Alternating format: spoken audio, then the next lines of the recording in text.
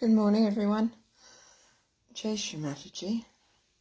Let's begin our meditation time with the usual of namaskaring, tying up our kundalinis, putting ourselves into bandhan with our full attention on within ourselves, I guess. Shri Mataji.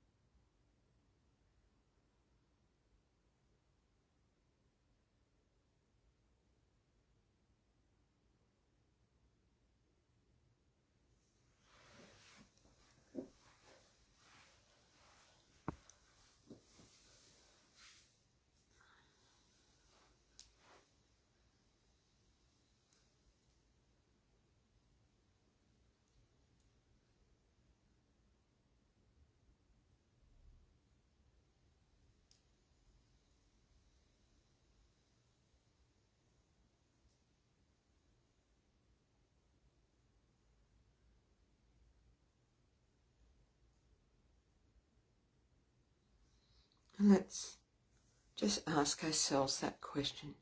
Where is my attention?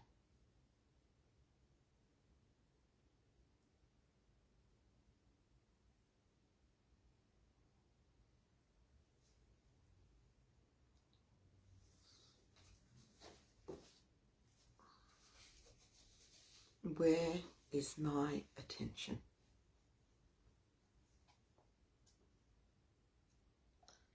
Am I thinking about what I have to do after? Thinking about things that happened yesterday? is my attention on Shri Mataji in the present moment.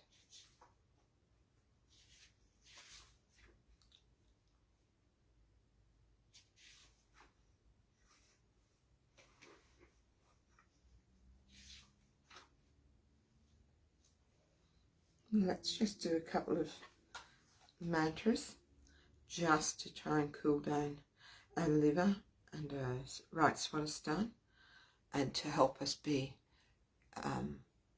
have our attention centered, because obviously mine needs to be, and a little bit here and there this morning.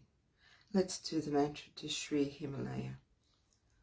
Om Tvameva Sakshat Shri Himalaya Sakshat Shri Adi Shakti Mataji Shri Nimla Devi Namo Namaha. If you like, you can have your left hand on your liver or on your right swadhisthana.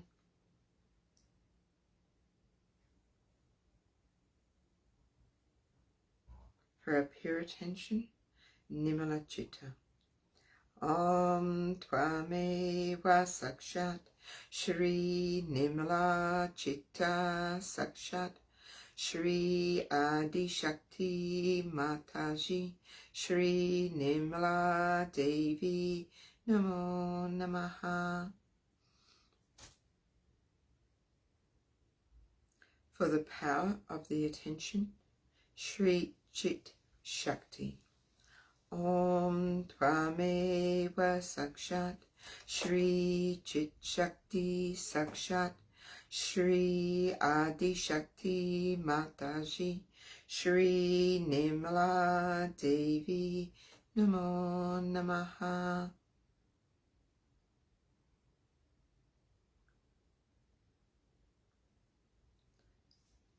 The one who controls our attention, Shri Chitta Naroda. Om Tvameva Sakshat Shri Chitta Naroda Sakshat Shri Adi Shakti Mataji Shri Nimala Devi Namo Namaha. And let's do the affirmation for the right swadhisthana, which is Shri Mataji, I do nothing. You are the doer and the enjoyer of everything. And let's do that 2 more times. Shri Mataji, I do nothing. You are the doer and you are the enjoyer. Shri Mataji, I do nothing. You are the doer and you are the enjoyer.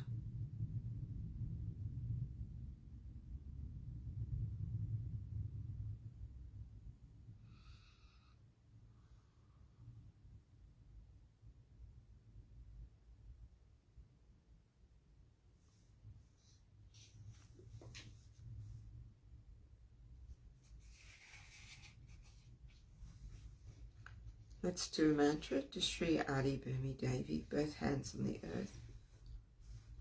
Om Tvameva Sakshat Shri Adi Bhumi Devi Sakshat Shri Adi Shakti Mataji Shri Nimala Devi Namo Namaha.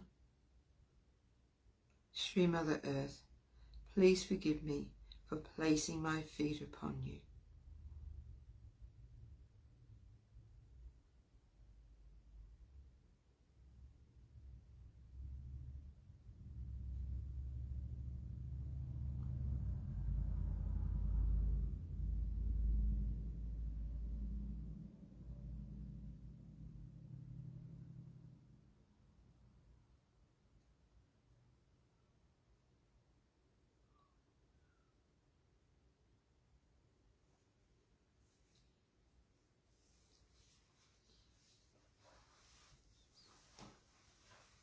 And let's do the 3 great mantras.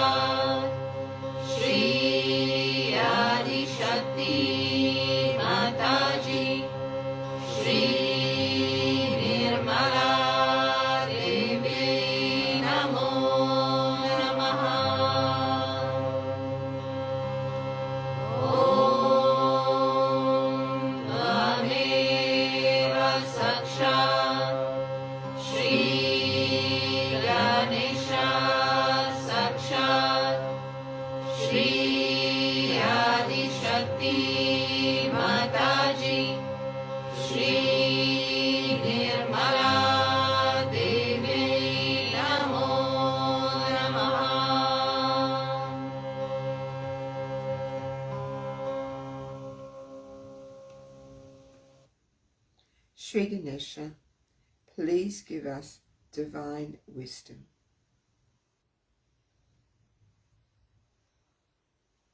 Shri Ganesha, please give us divine wisdom. Shri Ganesha, please give us divine wisdom. Shri Ganesha, please give us divine wisdom.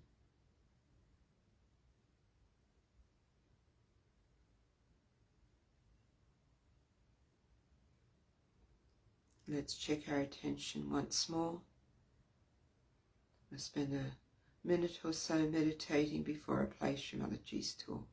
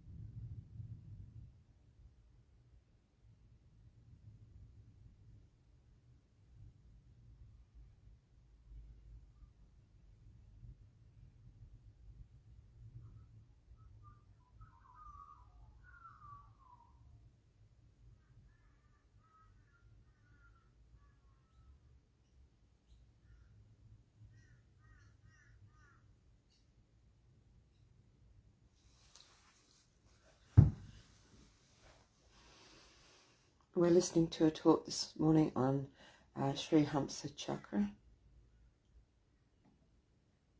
Quiet, understand. Oh. Like a child who touches something hot. Okay, from the beginning.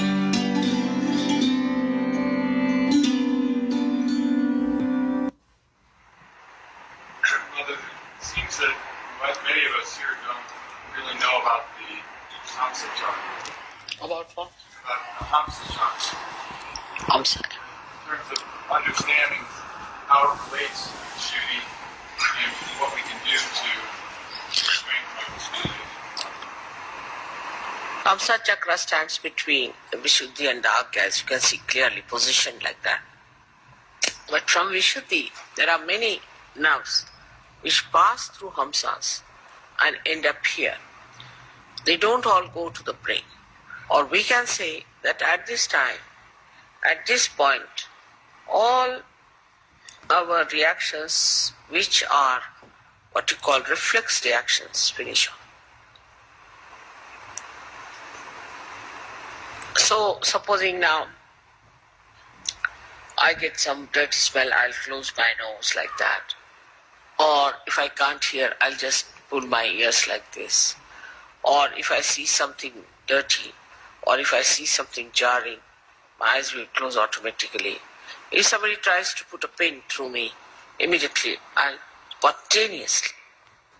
It's all built in within my system and your system too, that you react with reflex action. Same thing may not happen to animals. Animals are different.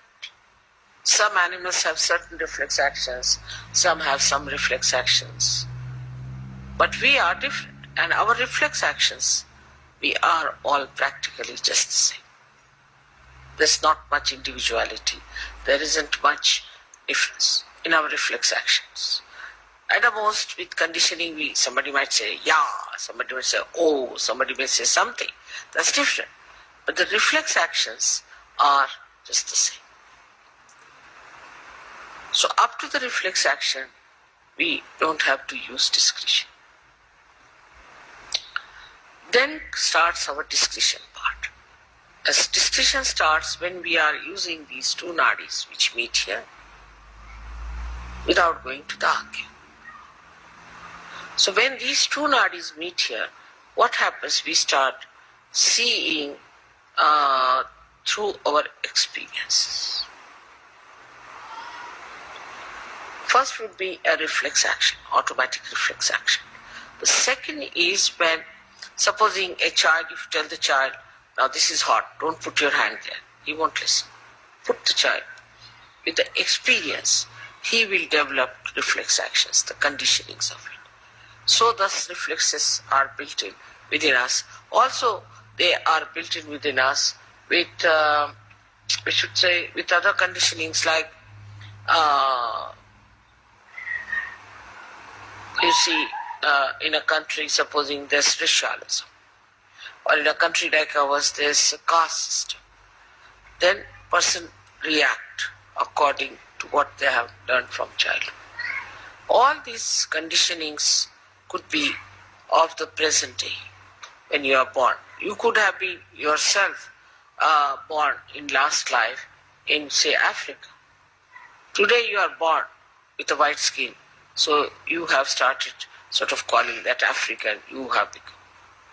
All these conditionings can be built into your Hamsa Chakra, which have come from your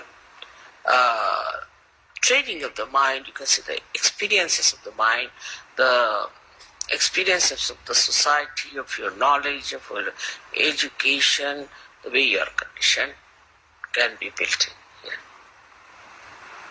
in the Hamsa Chakra. And it reacts to things which has no meaning. If you hate, I hate someone. Why? Because that person wears a blue jean or something, or you can say a green shirt. Now this is built in your mind. Or sometimes this falling in love also comes from the same kind of a conditioning. Supposing you had met somebody who had, say, blue eyes and was kind to you. So you have fascination for a person who has blue eyes. There's no pure idea about beauty. There's no pure idea of happiness. There's no pure idea of aesthetics. All is conditioned. For some people this is beautiful, for somebody this is not beautiful.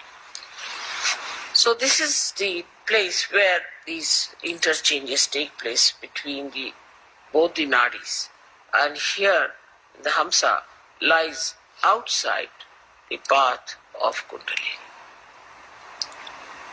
They sort of come out here, out of the path of Kundalini. It's very surprising. When the Kundalini moves, she goes from Vishuddhi direct to Agya. Now, how can we improve our Hamsa? It's a big problem. Because if our Hamsa is sick, is over-conditioned, the Kundalini cannot work on it. It just gives up. Now, so for Hamsa, we use all these physical things. Like I said, put the ghee in the nose. Keep it in a way that it is nourished properly. Because Kundalini, if it tries to, too much will have problem. Problem because, as it is, most of our time we spend in such a manner that your Hamsa things become what you call the epithelial cells, the linings become dried up. Now when the Kundalini rises, she may try to create a problem more for that dryness. Maybe. So it is kept out. But it has an effect in the sense that even if there is a light outside, it can fall inside. So it's not the Kundalini directly that affects your Hamsa. It is like when the Kundalini awakens, you yourself see now that a person is, whether he is fair complexioned or dark complexioned, he is a human being, you reason it out and Hamsa clears up. Then you see yourself that, oh, I am very egoistical. You start seeing yourself through your Agya. Start seeing that I am so conditioned. So you reason it out. And that's how you correct your conditions. This is what is Hamsa Chakra. So Hamsa Chakra cannot be done if just you are a realized soul. But is an effect, is the symptom of your Kundalini awakening. Some people think that you develop discretion just as the Kundalini rises. Is it wrong? No. That has to be deliberately seen, that you build up that discretion within yourself. But once it is built, for example, my discretion is absolute. I just know what it is. See, my conditioning here is absolute. Is one with the Kundalini, one with reality. But for human beings, it has to be reflected by understanding. Like a child, he touches something hot and it is hot. Now this is hot because it's heated up. So you see a person is catching on the right heart. Right, he's catching on the right heart means he has got right heart and he is suffering from such and such thing. You have to see it yourself. Now, if you tell the person, are you suffering from, say, asthma? He said, yes. How do you know? I know it because I have learnt it through my finger, which was burning. That's why I know it is. But supposing somebody has an asthma, and in that place the part, your Kundalini, you will get asthma immediately. You see the point? The conditioning cannot come to us unless and until it passes through or sieves through our reasoning and understanding. Are you understanding the point? It cannot work out. The reason is it filters your collective consciousness. Otherwise you go near a person who has AIDS and you become collectively conscious that he has AIDS. And if you imbibe all that into you as a conditioning, you will get it. But you are separated. Like a person who reads, say, there's a very nice story about this, Jerome has written. Like one man, he went and read Materia Medica. Went and told doctor that doctor, I have all the diseases except for one, which is housewife's knee. He said, how is it you haven't got it? Because I am not a housewife. So he got conditioned into all the diseases. That's how many people get diseases. But thank God there's a filter. If somebody has a disease, you don't get it because you can filter it. But Hamsa Chakra could be affected by badas. That's one problem. If some bada passes through the nose, you might. Some viruses pass through the nose, you might. Affected means it can get sick. But one must understand the discrimination between the two. Say there's a virus infection outside. It can pass into your Hamsa Chakra and can give you a problem of sinus, this, that, physical. But you won't become like a person who has given you virus infection. So there is a filter. But supposing there's a person who is very hectic and you come in contact with that person, is very hectic, so your Swadhisthana can take over. You can become hectic with that person. Living with that person, you can become hectic. But as far as the Hamsa is concerned, with anybody you live, your Hamsa doesn't carry the complete impact of that because there's a filter. So now if you have to develop the discretion, you have to learn. You have to understand. It doesn't come automatically. But with children who are born realized, their Hamsa is so developed that they know it. What is right, what is wrong. Because their Hamsa is so much trained that way. They don't have to use much understanding. But those who are now growing up, have become now Sahajogis, have to know through their own experiences their Hamsa. It's a filter also. But for a child, he knows what is right, what is wrong. Because his Hamsa is developed. In India, when the child is born, he is massaged nicely. Oiling is the best way to have a good Hamsa. Oil his head, oil his body, put some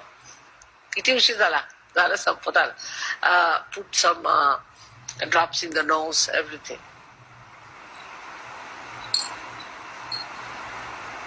They try in the ear, in the nose, and that's how they build up.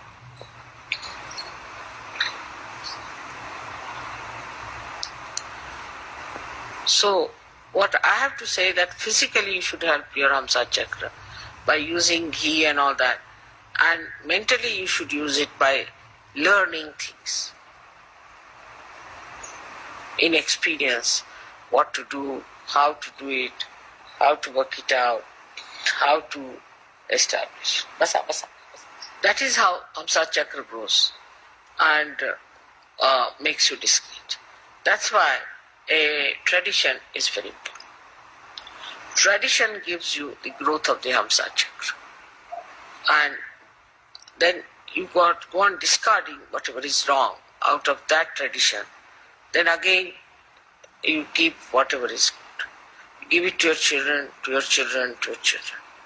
So the discretion comes to a person who is traditionally built up better than a person who has no traditions.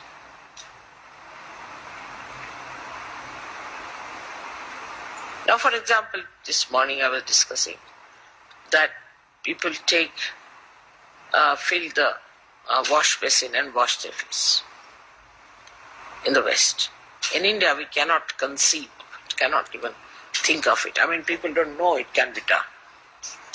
Because in traditional way, it has come out that if you're washing your face and again your water goes into there, then all the dirt is in it, again you are using the same water. So you cannot have complete. So always use running water. Traditionally, we've learned it. So it's so much in our heads, in our discretion, that we cannot even think of such a thing. Simple thing that Muladhara must be cleaned and washed. Any Indian you take it, he knows that is because they must have had some problems before. Whether he is in the north, is in the south, east or west, ask him. Auspiciousness is another thing. Is so much imbibed in the tradition. But if you have a tradition, say, of doing things which are absurd, also you can have traditions like that. Like very primitive people have all kinds of traditions which are very absurd. I was told that if you go to Ladakh, what they do, somebody dies, then keep the hand of the dead person in the house all the time like that. They think that that helps. But with tradition, which is wrong, by discarding that, they will understand is wrong. So the more traditional you are, the ancient you are, you learn many things. Like we would say, English are in a way traditional. So supposing there's a lady coming down and you are coming with a lady, then the man will be in front automatically. He'll just move. But if she's going up, then man will follow her. Just happens automatically. Because traditionally they have learned that if you are going down, the lady may fall or something, so we should be in front. So what you call as the traditional habits of person gives you this Hamsa. And these habits are built better and better with trial and error methods. And that's how you develop it. Now for people who are Sahaja Yogis, it's much easier to imbibe them. Because if you see something, yes, that's wrong. You should not be finished. But you should be so clear-cut about it. I should determine. It works out. Your answer will be all right. But you tell them 10 times, still they do the same thing. Then that means that Hamsa is not willing to accept.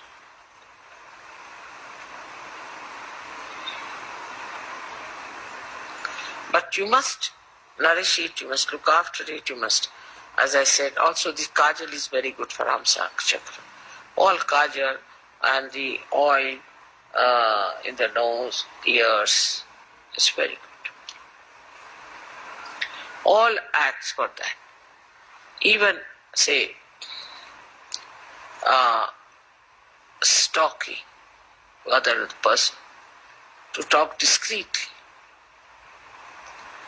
is to say something which doesn't lose its power of affecting that person. Like if you say something very harsh, then you should know how to neutralize it so that he retains that into himself. All these discussions only come also by tradition.